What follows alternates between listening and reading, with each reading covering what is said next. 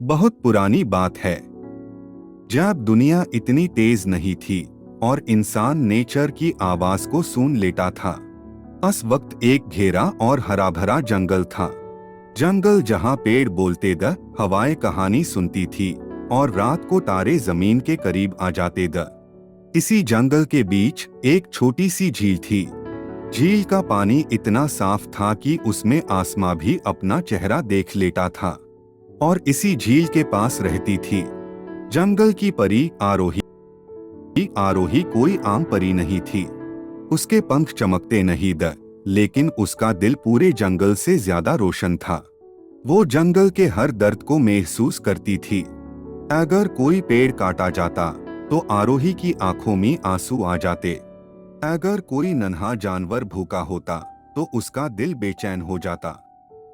आरोही का काम था जंगल का संतुलन बनाए रखना नेचर और इंसान के बीच। पर वक्त बदल रहा था। एक दिन जंगल के बाहर से मशीन की आवाज आई। पेड़ गिरने लगे, चिड़ियों ने उड़ना छोड़ दिया और झील का पानी धीरे धीरे गंदा होने लगा। आरोही घबरा गई। उसने हवा से पूछा, ये क्या हो रहा है? हवा ने उदासी से कहा, इंसान अपनी जरूरत के लिए जंगल भूल गया है। उसी दिन जंगल में एक छोटा लड़का भटक गया। उसका नाम था कबीर। कबीर शहर से आया था। उसने जंगल सिर्फ किताबों में देखा था। और कबीर का दिल साफ था। वो पेड़ को हाथ लगाकर माफी मांगता था और जानवरों को देखकर मुस्कुराता था। आरोही ने उसी देखा और पहली बार किसी इंसान में लालच नहीं, सिर्फ मासूमियत देखी। आरोही ने अपना असली रूप दिखाया। कबीर डरा नहीं। उसने बस इतना कहा, तुम कितनी सुंदर हो, लेकिन तुम्हारी आंखें उदास क्यों हैं? ये सुनकर आरोही की आंखों से आंसू बह गए। उसने जंगल की सारी कहानी कबीर को सुना दी। कबीर चुपचाप सुनता रहा। फिर बोला, इंसान बुरे नहीं होते, बस कभी कभी भूल जाते हैं।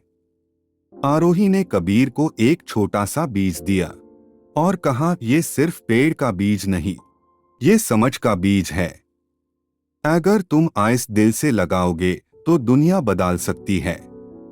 कबीर ने बीज को सीने से लगाया और वादा किया, मैं इन जंगल की आवाज बनूंगा। कबीर बड़ा हो गया। उसने पेड़ बचाने की मुहिम शुरू की। लोगों को जंगल का मतलब समझाया। झील फिर से साफ हो गई, चिड़िया लौट आई और जंगल फिर से सांस लेने लगा। आज भी कहते हैं, जब कोई इंसान पेड़ लगाता है, जानवर को बचाता है या नेचर का ख्याल रखता है, तो जंगल की परी आरोही कहीं ना कहीं मुस्कुराती है। और शायद वो आपके बिल्कुल पास ही हो।